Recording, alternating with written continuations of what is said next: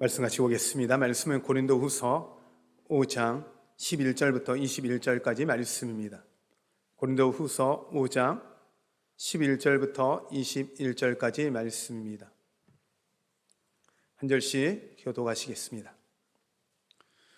우리는 주의 두려우심을 알므로 사람들을 권면하거니와 우리가 하나님 앞에 알려졌으니 또 너희의 양심에도 알려지기를 바라노라. 우리가 다시 너희에게 자천하는 것이 아니요 오직 우리로 말미암아 자랑할 기회를 너희에게 주어 마음으로 하지 않고 외모로 자랑하는 자들에게 대답하게 하려 하는 것이라. 우리가 만일 미쳤어도 하나님을 위한 것이요 정신이 온전하여도 너희를 위한 것이니 그리스도의 사랑이 우리를 강권하시는도다.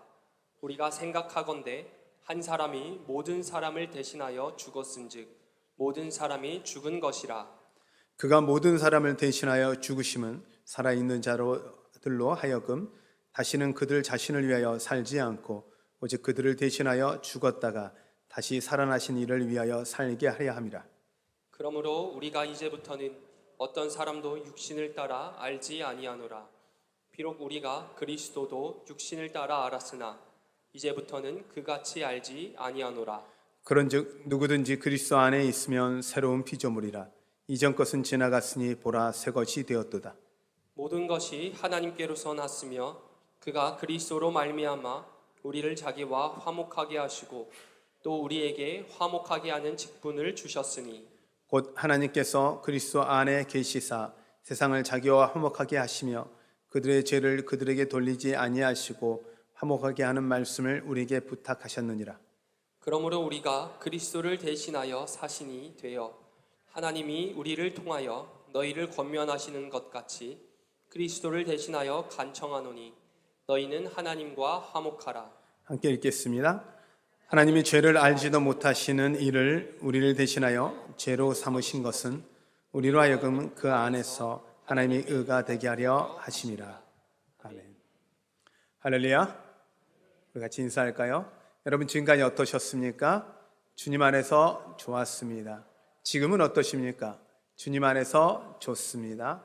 앞으로 어떠실 것 같습니까? 주님 안에서 좋을 것입니다. 아멘.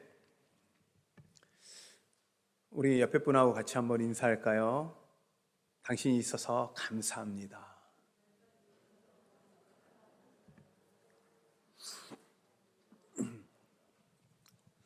제가 이제 말씀을 준비하다 보고 때로 이제 저는 이 본당에 와서 기도를 할 때 여러분들이 있는 자리들을 바라보며 기도를 해요. 또 우리 성도들이 대부분 앉는 자리가 어디인지 거의 저는 이제 좀 기억을 하잖아요. 앉는 자리에 그곳에 기억을 하면서 여러분들 한 분 한 분 생각해 보니 정말 감사하더라고요. 그리고 우리 성전을 돌아보고 이렇게 쳐다보고 있으니 너무 감사한 거예요. 이런 감사가 일어나세요? 할렐루야. 이제 곧 저희 이 지역이 재개발이 된다고 해요. 그래서 이제 많이 주민들이 회의를 하고 시행사 측에서 저희 교회에 문의가 왔어요. 저희 교회를 그 주민들 설명하는데 공간으로 조금 대관해 주실 수 있느냐라고 의견을 묻길래 제가 장로님들하고 상의를 했는데 장로님들은 흔쾌히 주민들을 위해서 했으면 좋겠다라고 말씀해 주셔서 참 감사하더라고요. 그런데 재개발에 저희 교회는 안 포함되고 저희 주변으로만 돼요. 네, 걱정 안 하셔도 돼요. 박수 쳐야 되는 건가요? 네, 감사하게 저희 교회는 그 본인들이 그러더라고요. 고민 많이 했대요. 저희 교회를 그 재개발 지역이 넣을까 말까 고민을 많이 했대. 우리도 결정을 안 했는데 본인들이 고민했어요. 우리가 결정하는 건데. 그런데 하나님이 이 지역도 또 우리 교회를 가운데 하나님이 놀라운 일들을 이루실 거라 생각됩니다. 믿으십니까? 굳이 그거를 이야기하지 않더라도 지금의 우리가 누리고 있는 거, 우리 성도들 한 분 한 분을 생각하니 제 안에서 감사가 넘치는 거예요. 감사가 넘치고 그냥 참 좋더라고요. 여러분이 없었다라면, 여러분들이 존재하지 않는다라면 목사인 제가 존재할 수 없는 거고요. 목사가 순간 착각을 하면 제 개인의 이야기예요.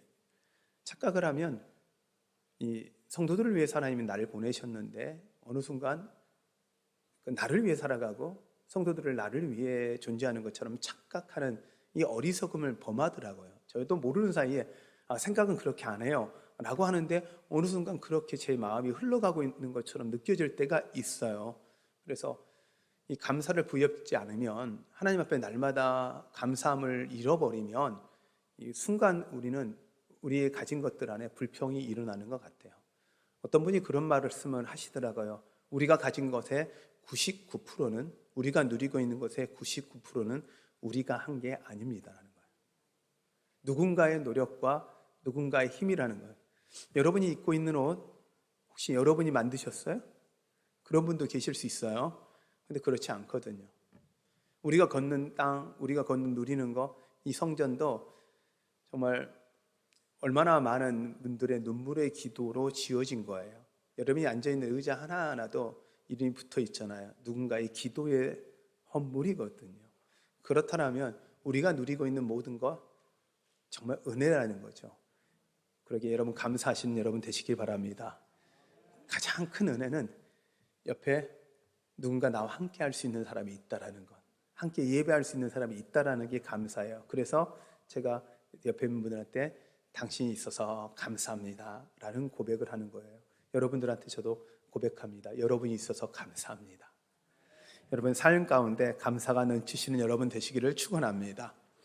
오늘 설교의 제목을 새로운 피조물이라는 제목을 가지고 말씀을 준비하면서 제가 이제 성경이 분명히 말씀하셨어요. 이전 것은 지나갔으니 보라 새 것이 되었도다 라고 하며 예수 그리스도의 죽으심과 부활하심을 믿는 우리는 새로운 피조물이 되었다고 성경은 정확하게 이야기를 하고 있어요.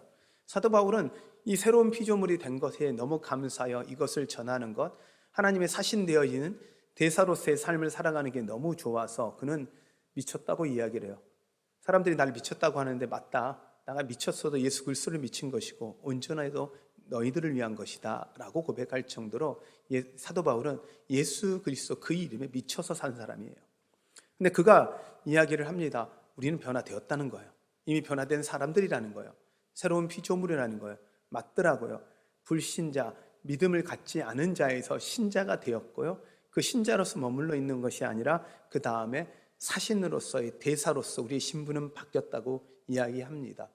사도 바울은 고린도후서를 통해서 그것을 이렇게 표현하기도 해요. 그리스도의 향기다, 그리스도의 편지다라고 이야기도 합니다. 또 한편으로는 보배를 담은 그릇이라고 우리를 표현해요. 그리고 거룩한 성전이라고 표현해요. 이 지금 제가 말한 단어들이 다 고린도후서에 나와 있는 단어들입니다. 그러면 우리는 이미 신분이 바뀌었고 새로운 모습이 되었는데 거울을 봐도 똑같잖아요. 오늘 아침에도 제가 거울을 보고 나왔거든요. 변하긴 했더라고요. 어떻게 변했냐면 늙었어요. 날이 갈수록 늙어요. 그리고 제가 고민하고 있는 이 머리들이 날마다 가출하고 있어요. 그래서 환해지고 있고 나름 머리를 커버하고 뭐 여러 가지를 해보는데 계속 나가는 애들을 붙잡을 수가 없어요. 그래서 제가 이제 마음을 바꿨죠. 있는 애들로 감사하자. 걔들이라도 나가지 않게 감사하며 살자. 이러고 제가 살아가는데 변화라는 건 변하고 있긴 해요. 그런데 변하는데 변화가 모습이 거룩한 피조물로 바뀌었다고 하는데 겉모양이 조금 늙어지고 조금 바뀌는 건 있지만 완전히 바뀌어지지가 않는 거예요. 사람들은 또 이야기를 해요. 사람은 안 바뀌어. 맞죠? 사람이 가지고 있는 기질은 성품이라고도 하는 기질들은 성질이라고 하는 성격이라고 하는 것들은 태어날 때 한 50%가 부모로부터 유전이 된다고 해요. 한 25%는 태어나서 3살 사이에 그 부모가 그의 양육의 태도에 의해서 결정되어진다고 해요. 나머지 25%는 우리가 자라면서 만들어지는 거래요. 그러니 우리가 변화를 시킨다고 시켜도 75% 이미 부모로부터 영향을 받아서 있는 부분들이 쉽게 바뀌어지지 않죠. 그래서 사람은 잘 변하지 않아 라고 표현할지도 모르겠어요. 그러다 보니 예수 그리스도를 믿고 나서 변화되어야 된다, 바뀌어야 된다라고 이야기를 하는데 아무리 바뀌려고 노력해도 바뀌어지지 않고 있는 게 우리의 현실이더라고요. 그래서 저는 이 변화라는 단어가 우리를 묶어놓는 건 아닐까라고 생각을 해서 변화라는 단어를 조금 바꿔보면 어떨까 고민을 했어요. 그러다 보니 변화가 아니라 성장이라는 단어를 바꾸는 게 좀 낫겠다. 우리의 몸이 예수 그리스도를 믿고 나서 짠 하고 예수 그리스도가 변화산에 있었던 것처럼 바뀌든지, 모세가 하나님을 만나고 나서 그 몸 안에서 광채가 일어났던 것처럼 그렇게 바뀌었으면 좋겠는데 바뀌어지지가 않잖아요. 그러니 우리 스스로가 실망하기도 하는 것 같아요. 그런데 우리가 성장이라는 개념으로 조금 바라보면 날마다 성장해 가는 것, 성숙해 가는 걸로 본다라면 우리의 변화는 가능하다라고 생각이 듭니다. 모든 것은 변하는 거 맞습니다. 한 철학자가 제자에게 묻습니다. 흘러가는 강을 바라보며 강이 지금 그대로냐라고 하니까 제자가 대답하죠. 맞습니다, 스승님. 계속 보니 강은 항상 변하지 않고 그대로입니다 라고 대답한 거예요. 그 스승의 질문에 대한 정확한 이해를 못한 거죠. 그러자 스승의 철학자가 이야기합니다. 아니라고. 조금 전에 너하고 나하고 이야기했으며 바라봤던 그 강도, 이미 그 물도 흘러갔고 이 물은 새로운 물이라고. 자연도 우리 눈에는 그렇게 보일지 모르지만 계속 변하고 있다고. 그러므로 너도 변해야 한다고. 성장해야 한다, 이 이야기겠죠. 우리의 모든 만물들은요, 우리가 보기에는 변하지 않는 것 같지만 우리가 앉아있는 의자, 딱딱한 의자도요, 온도에 따라 변합니다. 습도에 따라 변하고 있습니다. 모든 것은 변합니다. 그러나 그것이 부정적이든지 아니면 긍정적으로 변하는 것의 차이겠죠. 우리도 변하지 않는 것 같지만 우리의 육체는 어느 순간 늙어가고요, 바뀌어가고 있습니다. 그러면 이런 과정 속에서 새로운 피조물이 되었다면 우리는 변화, 정말 어떻게 성숙하고 성장할 것인가에 대한 고민이 우리 안에 있어야 하죠. 그런데 이걸 고민하고 하는데도 불구하고 잘 안 되는 게 문제더라고요. 그래서 저는 오늘 그 새로운 피조물이라는 이 제목을 가지고 설교를 하면서 저는 세 가지 질문을 좀 하고 여러분과 같이 말씀을 나누길 원합니다. 왜 우리는 새로운 피조물이 되었음에도 불구하고 새로운 피조물에서의 삶을 살기가 어려운가? 그리고 새로운 피조물의 삶이란 어떤 것인지, 그리고 우리가 어떻게 살아야 되는지 같이 말씀을 통해서 살펴보기 원합니다. 새로운 피조물의 삶이라는 건 결국 성장이고 성숙되어지는 삶이라고 표현할 텐데 왜 그것이 그렇게 어려울까요? 저는 이제 말씀을 준비하면서 좀 고민을 해봤어요.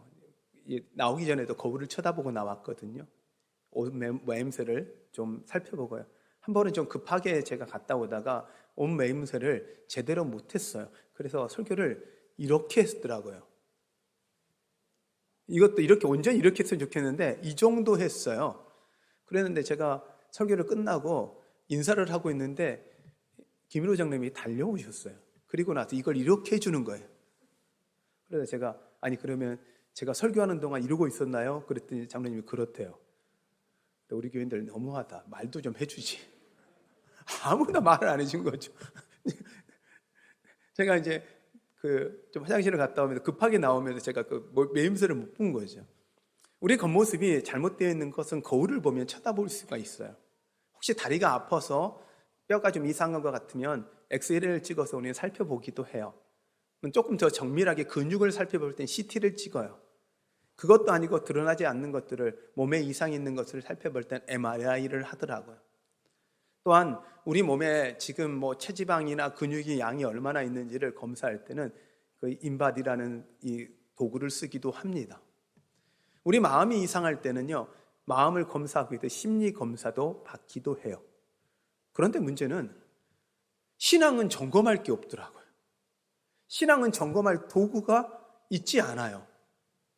말씀이라고 있는데 그 말씀도 자기적 해석이 너무 강하다 보니 그 말씀을 온전히 자신의 그 신앙의 도구에 판단의 기준으로 삼지를 잘 못하고 있어요. 이러다 보니 우리의 성숙과 성장의 그 레벨이 올라가는 거, 보통 성장을 영어로 레벨업이라고 표현하는데 이 올라가는 거예요. 우리의 레벨이 항상 그 자리로 있는 것 같은 상황이 경험하는 것 같아요. 그러면 근데 왜 그럴까라고 다시 또 살펴보면 목표가 잘못되었구나. 예수 그리스도를 믿고 새로운 피조물이 되었다고 하는데 목표는 그대로예요. 세상에서 성공하는 거죠. 세상에서 잘 사는 거예요. 풍요하게 사는 거예요. 걱정 없이 사는 거예요. 근심 없이 사는 거예요. 이게 우리는 나름대로 예수 믿으니까 잘 됐다고 표현하는 거예요.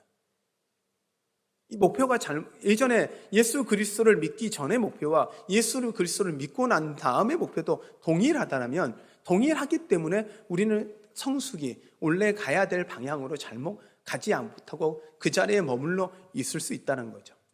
또한 평가 기준이 잘못되어 있어요. 세상의 평가 기준으로 우리를 바라봐요. 예수 잘 믿으면 야, 저 사람 복 받았어 하는데 그 복의 기준이 우리가 뭘로 복의 기준을 삼나요?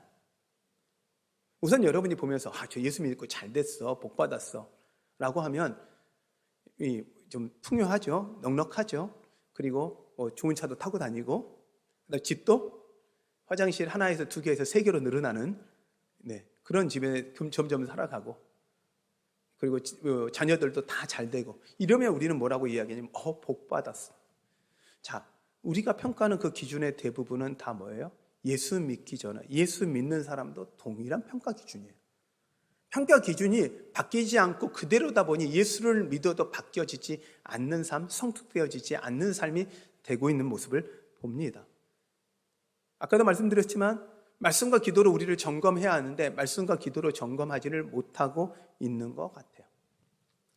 오늘 성경의 고린도 교인들을 향해서 사도 바울이 말씀을 전하는데, 고린도 전서 다음 고린도 후서와 그 사이에 편지가 하나 있었는데, 이 편지는 성경으로 지금 기록되어 있지는 않아요. 그런데 사도 바울이 고린도 교인들의 잘못에 대해서도 아주 심각하게 편지를 했던 것 같아요.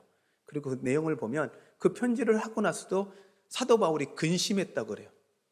그래서 너희들에게 근심을 준 그것을 그 편지를 들고 간 디도가 걱정이 될 정도로, 할 정도로 그만큼 심하게 지적을 했더라는 거죠. 저는 그러니 우리가 성장하는데 또 하나의 이 어려운 이유는 권위자를 두지 않았구나, 권위를 우리가 잃어버렸구나 라는 생각을 해요. 여러분의 신앙이 어떤지를 누군가에게 점검받을 때 여러분은 권위자를 두고 있나요? 신앙을 여러분을 점검할 수 있는 누군가를, 사랑하는 사람을 두고 있나요? 이걸 우리가 어느 순간 권위주의가 싫어서 권위라는 것 자체를 잃어버렸고 우리는 무시하고 살아가고 있는 것 같아요. 저는 그래서 이걸 권위라고 하는 단어를 쓰니까 우리 교인들 안에 권위주의와 헷갈려서 좀 부담이 되는 것 같아요. 근데 이걸 고민을 했어요. 과연 무슨 단어를 쓰는 게 좋을까라고 하는데, 우리 최병서 목사님이 제가 텔레비도 많이 본다고 이야기를 하셔가지고 텔레비 이야기하기가 좀 조심스럽긴 한데 그래도 해야죠. 본 거니까. 근데 이 광고 중에 15초 광고 중에 이런 광고를 이병현 씨가 광고하는 내용이 있어요. 저는 광고를 자세히 보거든요. 왜냐하면 광고가 요새 시대의 흐름이라고 생각하기 때문에 광고의 표현들을 제가 좀 많이 봐요. 유심히 광고를 봐요. 광고할 땐 돌리지 않고 광고를 더 많이 보는 사람의 스타일이거든요. 그런데 이렇게 이야기하더라고요. 막 권투하면서 운동 탁 하면서 여러분들 그 몸을 PT를 받죠. 그런데 왜 공부는 PT를 안 받는 거죠? 여러분, 모든 사람에게 PT가 필요한 거예요. 우리 아이들에게도 PT가 필요합니다. 이렇게 광고를 하는 거예요. 제가 모든 대화 내용을 다 이야기하지 못하지만 여러분 묻고 싶다면 여러분 저거 같은 걸 본 게 맞습니다. 근데 퍼스널 트레이닝을 이야기해요. 퍼스널 트레이너, PT더라고요. 이거다. 우리가 왜 성장하지 못할까 했더니 우리한테 영적인 PT가 없구나. 우리가 영적인 PT를 두지 않고 있구나. 저도 이제 헬스장을 끊어서 헬스를 하러 가거든요. 자, 힘든 날은 가고 안 힘든 날은 어떻게 할까요? 안 힘든 날은 가고 힘든 날은 가야 하잖아요. 근데 가고 싶어요? 안 가져요. 그리고 어떻게 해요? 운동은 하기 싫어져요. 그래서 우리는 운동할 때 옆에다 돈을 주고 누굴 쓰냐면 퍼스널 트레이너를 옆에다 두어요. 그리고 그 사람이 옆에서 요구하는 거죠. 하나만 더 해가지고 이제 이거 하나만 됩니다. 거기 멈추지 말고 하나 더 이러면서 하고 하죠. 열심히 우리는 살을 뺐는데 이 PT를 안 하면, 퍼스널 트레이너를 그만두는 순간 또 다시 요요 현상이 일어나는 거죠. 우리가 영적으로 우리 스스로에게 PT를 두지 않기 때문에 영적인 요요가 일어나는구나. 성장하는 것 같은데 제자리를 가고 성장하는 것 같은데 제자리를 가고 있구나 라는 생각이 좀 들더라고요. 근데요, 그럼 PT가 우리한테 누군가라고 생각했더니 있더라고요. 퍼스널 트레이너가. 성령님이 우리 안에 계세요. 성령님이 우리 안에 계세요. 성경은 이야기하고 있는 거예요. 우리가 보배를 담은 그릇이요, 거룩한 성전이라고 이야기하는 건 예수 그리스도가 우리 안에 들어오셔서 거룩한 퍼스널 트레이너로서 우리 안에 오셔서 우리를 인도하시고 우리를 만들어 가신다는 사실을 여러분 기억하시길 바랍니다. 근데 그분 말씀을 듣기보다는 우리는 세상의 흐름 안에, 세상의 기준 앞에 우리를 맞춰가고 있으니 성장하거나 성숙하지 못하는 건 아닐까라는 생각이 들었습니다. 그러면 새로운 삶, 새로운 거룩한 삶, 성숙한 삶이 되는 거, 새로운 피조물 되어서 살아가는 삶은 과연 어떨까? 성장되는 삶은 어떤가? 결국 이렇게 이야기합니다. 말과 행동이 바뀌어야 한다는 거예요. 마음과 생각이 바뀌어야 한다는 거예요. 보는 것과 목표가 바뀌어야 한다는 거죠. 그리고 쉼의 안식에 대한 의미도 바뀌어야 한다는 거죠. 이제 휴가가 나가면 우리는 휴가가 오면 어디로 가요? 자연으로 가요. 자연으로 가죠. 저희가 시골에 있을 때는 휴가를 가면 어디로 갔냐면 도시로 갔어요. 왜요? 자연을 쳐다보다가 휴가 가면 도시에 반대로 우리가 살지 않는 곳을 쳐다보기도 하죠. 저는 요즘에 가끔 이제 여기 대전에 살다가도 가끔 저는 이제 제가 살았던 대둔산을 가기를 해요. 산을 보러 가요. 그런데요, 희한하게 운전을 하고 가다가 이 산이 보이고 나무가 보여지기 시작하면 이상하게 편해요. 이상하게 편해요. 그럼 뭔가를 안 했어요. 그래서 가만 생각해 봤죠. 내가 스트레스를 많이 받나 여기서? 그런 생각을 해봐도 그것도 우리 교인들이 저를 스트레스를 주지를 않거든요. 거의 좀 안 움직여서 그렇지 저한테 스트레스는 아니에요. 네. 그런데 그렇다고 자연을 쳐다보고 있으면 그냥 휴식이 되는 거예요. 왜 그렇지? 라고 이제 제가 묵상을 해봤더니 하나님의 작품이었구나. 자연이라는 것 자체가 하나님의 작품이어서 그걸 쳐다보면 그것이 나한테 위로가 되고 힘이 되는구나 라는 생각이 들어요. 남자분들이 일을 끝마치고 집에 오면 가장 먼저 하는 게 뭐예요? 보통 많이 하는 것들이, 남자분들이 가장 많이 하는 게 테레비를 켜는 거래요. 테레비를 킨대요. 저만 그러는 것 같은데 전혀 동의를 안 하시는데 테레비를 많이 킨대요. 테레비를 켜는 이유가 왜 그러냐면 남자 안에 DNA 안에 그 수렵이라는 습성이 있대요. 예전에 사냥을 하고 왔을 때 집에 왔을 때 그 안심과 휴식을 취할 수 있는 게 요즘 이야기하는 불멍이래요. 모닥불을 쳐다보고 있으면 안심이 된대요, 사람 안에. 그게 쉼이 된다는 거예요. 그런데 그 모닥불에서 나오는 빛과 텔레비에서 나오는 빛이 비슷하다네요. 그래서 그냥 쉰다고 하면서 텔레비를 본대요. 그렇다고 이제 합법적으로 텔레비를 보면서 쉬지는 마시고요. 그렇게 한대요. 그래서 사람들이 멍하게 쳐다본다고 해서 모닥불을 쳐다보고 불을 쳐다본다 해서 요즘엔 불멍. 그리고 바다를 보면서 멍 때린다 그래서 바다멍이라고도 해요. 그래서 이렇게 멍이라고 표현을 하는 거거든요. TV 멍도 하고요. 멍을 때린다고 표현을 합니다. 이게 또 우리에게는 안식이고 쉼이라고 표현을 사람들은 이야기합니다. 이게 쉬는 거야. 그냥 내가 하고 싶은 거 하면서 쉬는 거야. 새로운 피조물이 되었다면 쉼과 안식에 대한 태도도 그리고 생각도 바뀌어야 한다면 과연 그러면 쉼이 무엇이 돼야 될까라는 고민이 되더라고요. 그리고 또 나는 자연이 하나님의 작품이라면 나는 하나님의 최고의 작품인데 우리 성도들한테 쉼을 주고 있나? 그리고 여러분들도 혹시 세상 사람들한테 쉼은 주고 있나? 라는 생각을 좀 해보면서 고민하며 말씀을 보니 오늘 성경에는 답이 나와 있더라고요. 성경은 이렇게 이야기하는 거예요. 우리의 인생의 목표, 새로운 피조물이 되고 나서의 목표가 바뀌어야 하는데 그 목표가 무엇이냐? 하나님과 화목하는 거라는 거예요. 성경은 정확하게 이야기합니다. 18절입니다. 17절을 통해서 그런즉 누구든지 그리스도 안에 있으면 새로운 피조물이라 이전 것은 지나갔으니 보라 새 것이 되었도다 라고 말씀하시고 그 다음에 이렇게 이야기하면 18절입니다. 제가 읽어드리겠습니다. 18절 19절 모든 것이 하나님께로부터 났으며 그가 그리스도로 말미암아 우리를 자기와 화목하게 하시고 또 우리에게 화목하게 하는 직분을 주셨으니 곧 하나님께서 그리스도 안에 계시사 세상을 자기와 화목하게 하시며 그들의 죄를 그들에게 돌리지 아니하시고 화목하게 하는 말씀을 우리에게 부탁하셨느니라. 아멘.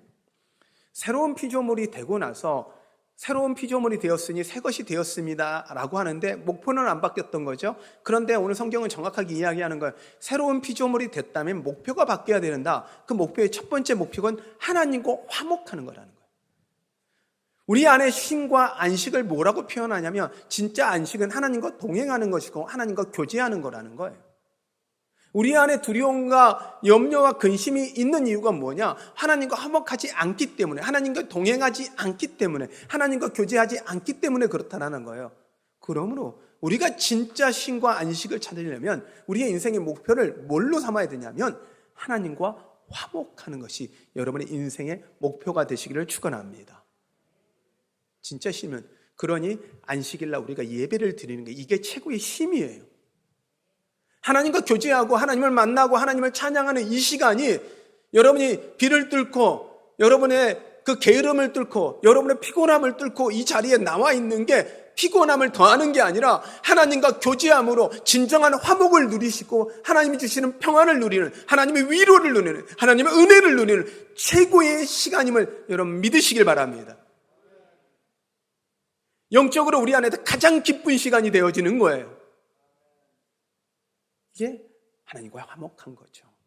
근데 하나님은 나만 평안하고 나만 샬롬이 아니라는 거예요. 나 혼자 화목한 게 아니라 그 다음에 하나님이 직분을 부탁하셨는데 화목해 하는 직분을 화목해 하는 사신으로 우리를 부르셨다라는 이야기예요.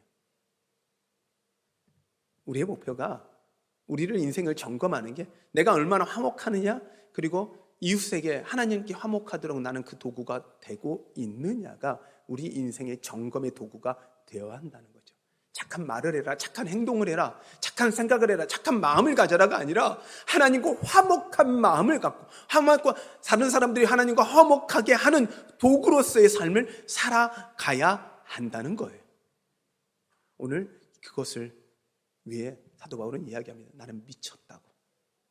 나는 이 직분을 위해서 미쳤다고. 온전해도 이 직분을 위해서 온전한 거라고 사도 바울은 이야기를 하고 있습니다. 여러분이 주님과 화목하시고 주님과 여러분 주님 안에서 진정한 안식을 누리시는 여러분 되시기를 축원합니다. 아멘. 이런 사람들은 어떠냐? 성경은 이렇게 이야기하더라고. 이런 사람이 가지는 복은 4장 8절과 9절 말씀입니다. 제가 읽어드릴까요? 고린도후서 4장 8절과 9절입니다. 우리가 사방으로 우겨쌈을 당하여도 쌓이지 아니하며 답답한 일을 당하여도 낙심하지 아니하며 박해를 받아도 버림받지 아니하며 거꾸로 트림을 당하여도 망하지 아니하고. 우리 환경이요 사방으로 우겨쌈을 당해요. 답답한 일을 당해요. 낙심한 일을 당해요. 박해를 받아요. 버림받음을 당해요. 거꾸로 트림을 당해요. 그래도 뭐예요? 당황하지 않는 거예요. 낙심하지 않는 거예요. 인생이 행복하기 위해서는 두 가지 조건이 있을 수 있대요. 하나는 우리의 삶의 조건을 바꾸는 거래요. 그러면 행복할 수 있대요. 그리고 또 하나는 우리의 마음을 바꾸는 거래요. 그 상황을 쳐다보는 마음을 바꾸는 거예요. 우리가 상황을 우리가 바꿀 수는 없어요. 근데 두 번째, 우리 마음은 바꿀 수 있어요. 우리의 마음은 그 상황과 상관없이 선택할 수 있잖아요. 우리의 상황이요 박해고요 우겨싸움이고요 답답한 일이고요 힘든 일일 수 있어요. 그런데 우리가 하나님과 교제하면요 하나님과 화목을 누리면요 그것과 상관없이 우리는 평안을 누릴 수 있어요. 그러기에 유대인들은요 그 학살 가운데 수용소에서 가스실에서 죽어가면서 서로에게 이렇게 이야기했어요. 샬롬, 여호와 샬롬. 죽어가는데 그들이 외칠 수 있었던 것. 그리고 로마에서 수많은 순교자들이 죽어가면서도 그들은 죽으면서 비명을 지르는 게 아니라 샬롬을 외쳤어요. 하나님과의 평안. 여러분 옆에 분한테 한번 인사해 볼까요? 샬롬. 그래서 우리가 서로 샬롬을 이야기하는 거예요. 샬롬을 인사하는 거예요. 하나님과 샬롬 하시고 이웃과 샬롬 하셔서 다른 이웃들이 하나님과 샬롬 할 수 있도록 도와주는 화목케 하는 역할, 이것이 우리의 사명이어야 하고 우리의 목표여야 하고 이것이 우리의 인생의 성장의 판단의 기준이 되어야 합니다. 그러므로 여러분 말씀을 좀 마무리하면서 여러분 우리가 과연 어떻게 해야 할까 할 때 먼저 여러분의 목표를 바꾸십시오. 하나님과 화목하고 화목케 하는 대사로서의 직분을 기억하시고 목표를 변화시키십시오. 잘못된 목표를 갖고 있었다면 그 목표를 이제는 내려놓으시고 새로운 피조물이 되었으니 이제 목표를 바꾸십시오. 그리고 또한 판단 기준을 바꾸십시오. 그 내가 하나님이 주신 맡긴 그 직분과 사명이 자신이 자신의 일을 한다면 그것은 자신이 아닐 겁니다. 맡겨진 일을 감당하는 게 자신의 역할인 것처럼 우리는 이미 사신되었기에 우리에게 맡겨진 사명을 내가 잘 감당하고 있는지 점검하는 시간을 가지셔야 합니다. 뭘로요? 말씀과 기도를 통해서요. 여러분 말씀과 기도를 통해서 여러분이 날마다 여러분 삶을 점검하는 여러분 되십시오. 여러분의 생각과 마음을, 말과 행동을 여러분이 화목케 하는 샬롬의 도구가 되고 있는지를 점검하십시오. 그러므로 이것을 점검하기 위해서 우리에게 신앙의 PT가 필요합니다. 여러분 옆에 있는 분들이 아마 여러분들에게 있어서 가장 가까운 PT가 퍼스널 트레이너가 될 수 있을 것 같아요. 이렇게 한번 이야기해 보세요. 내가 당신의 PT가 되겠습니다. 제가 1월 오늘 일부 예배 때 이제 부부이신 분들이 몇 분 계신데 이걸 시켰거든요. 그랬더니 이런 표정을 느끼더라고요. 안 그래도 피곤한데 더 피곤하게 하네. 안 그래도 그 잔소리 듣기 어려운데 더 잔소리를 들으라는 건가? 그럴 수 있어요. 여러분 누군가 나에게 말을 해주는 사람은요 나를 사랑하는 사람이에요. 나에게 직접 말을 해줄 수 있는 사람은요 그 사람은 그 말을 하기 위해서 정말 기도하고 정말 조심스럽게 다가오는 사람이에요. 나에게 말을 해줄 수 있는 사람이라면 진짜 나를 사랑하는 사람이에요. 그러기에 여러분 하나님이 여러분이 말씀하시는 그 말씀을 들으심으로 성령님이 여러분의 PT가 되어주시고 그리고 사랑하는 사람들이 여러분의 PT가 되도록 여러분 허락하십시오. 우리의 신앙의 거울이 없다면 우리 신앙의 거울을 주변 사람들이 사랑하는 사람들이 지적해주는 점검의 도구들을 말씀들을 여러분의 삶의 거울로 신앙의 거울로 삼아 보십시오. 그렇다면 여러분은 하나님에서 화목하고 화목케 하는 제 자신으로서 대사로서의 삶을 살 수 있게 될 것입니다. 믿으십니까? 오늘 우리 시간 이 마음을 갖고 우리가 같이 좀 찬양할 텐데요. 하나님이 주시는 이 마음입니다. 그리고 여러분들이 화목케 하는 그 대사로서의 직분을 살겠습니다라는 결심을 하시면서 이 찬양 같이 했으면 좋겠습니다. 새롭게 하소서라는 찬양입니다. 우리 함께 찬양하시면서 여러분의 삶을 하나님 새롭게 하여 주시옵소서. 나의 삶을 바꾸어 주시고 내 삶이 성장되게 하여 주시옵소서. 우리 마음을 갖고 함께 찬양하겠습니다.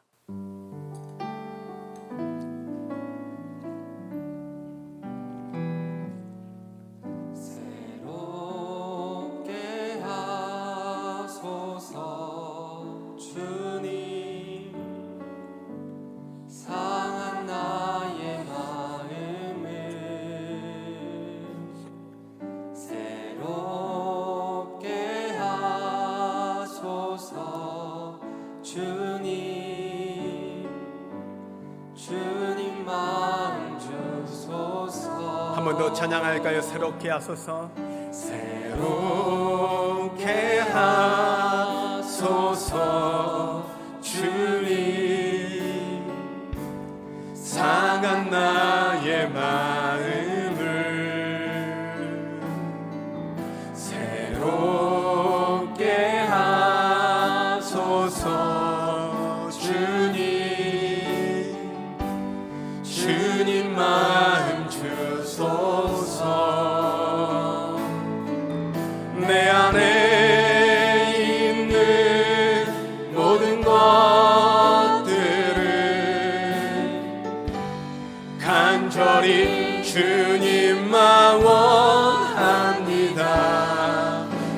주님만 말하는 간절한 나의 마음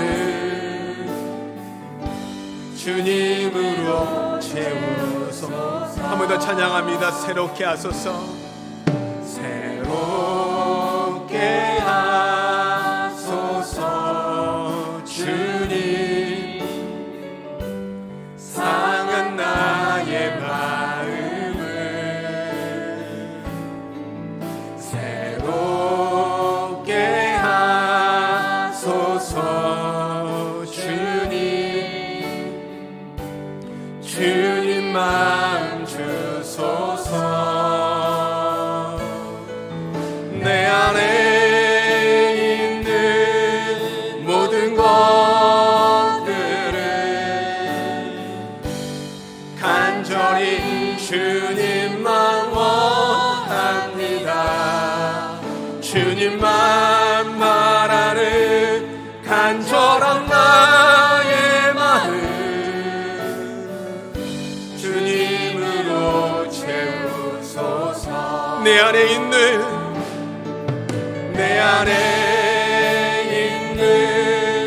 모든 것들을 간절히 주님만 원합니다. 주님만 말하는 간절한 나의 마음 주님으로 채워. 한 번 더 내 안에 있는, 여러분 두 손을 여러분의 가슴에 얹어볼까요? 내 안에 있는 모든 것 주님 원합니다. 간절히 주님만 원합니다. 주님만 말하는 간절한 나의 마음 주님으로 채우소서. 우리 가슴에 손을 얹고 이 시간 기도하는데요, 혹시 여러분 혼자 해보려고 쓰러지고 무너지고 낙심되진 않으셨습니까? 우리 안에 계시는 성령님께서 우리를 도우시고 인도자 되어주시고 우리와 함께 하시겠다 말씀하시는데 우리가 그 소리가 들려지지 않았고 듣지 못하였고 혼자 외로이 여러분 싸우고 계시지는 않습니까? 오늘 주님이 여러분에게 찾아오셔서 이미 여러분의 신분이 변화되었기에 이제는 새로운 삶을 살기 위해 같이 가자 말씀하십니다. 성령님이 우리와 함께 하시겠다 말씀하십니다. 오늘 우리가 주님 앞에 우리 간절히 구합시다.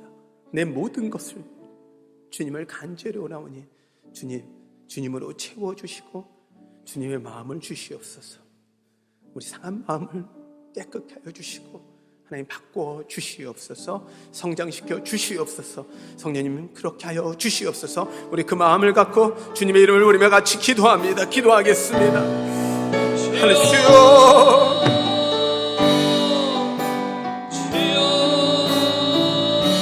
오 하나님 아버지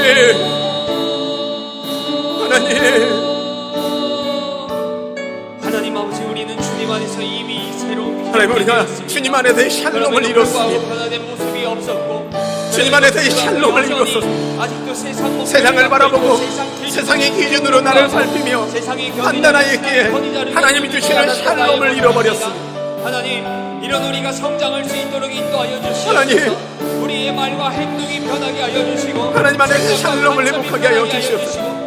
하나님과의 화목을 회복하게 하여 주시옵소서. 성령 하나님 우리 안에 오셔서 우리의 인도자 되어주시고 우리의 지도자 되어주셔서 날마다 하나님의 평안으로 하나님의 화목으로 하나님의 정동케 하여 주시고 화목케 하는 자의 사신으로서의 대사로서의 그 신분을 감당할 수 있도록 하나님 우리를 사용하여 주시옵소서.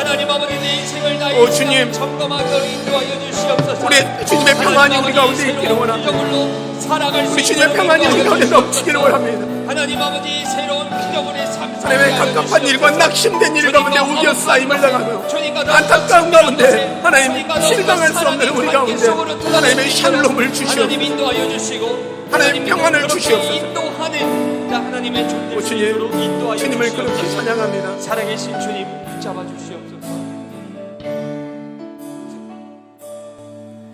내 안에 있는 모든 것들은 간절히 주님만 원합니다. 주님만 말하는 간절한 나의 마음 주님으로 채우소서. 주님, 내 욕심으로 가득 찼고 내 생각과 내 어리석음으로 가득 찼던 그 내 마음을 주님께 드립니다. 상처와 낙심과 두려움으로 가득했던 상한 나의 마음을 주님께 드립니다. 이제 주님만 간절히 원하오니 주님으로 채워 주시옵소서. 주님이 이들에게 샬롬이 되어주시고 주님이 주시는 그 평안이, 주님이 주시는 그 은혜가, 주님이 주시는 그 기쁨이 이들 가운데 넘치게 하여 주시옵소서. 갑갑한 현실 가운데, 보여지지 않는 미래 가운데 두려움과 염려와 근심으로 살아가는 우리 성도들 가운데 하나님의 평안을 부어 주시옵소서. 주님이 직접 그들에게 찾아오셔서 샬롬이라 말씀하여 주시옵소서. 하나님, 이 땅 가운데 그 하나님의 샬롬을 경험했기에, 그 하나님의 은혜를 경험했기에 이제는 하나님 세상 가운데 화목해 하는 자로서 샬롬을 외치며 샬롬을 보여줄 수 있는 저희들 되게 도와 주시옵소서. 그런 사람을 살아가는 우리 한사랑교회 교인들이 되게 하여 주시옵소서. 주님이 그렇게 하실 걸 믿사오며 예수님의 이름으로 기도하였습니다.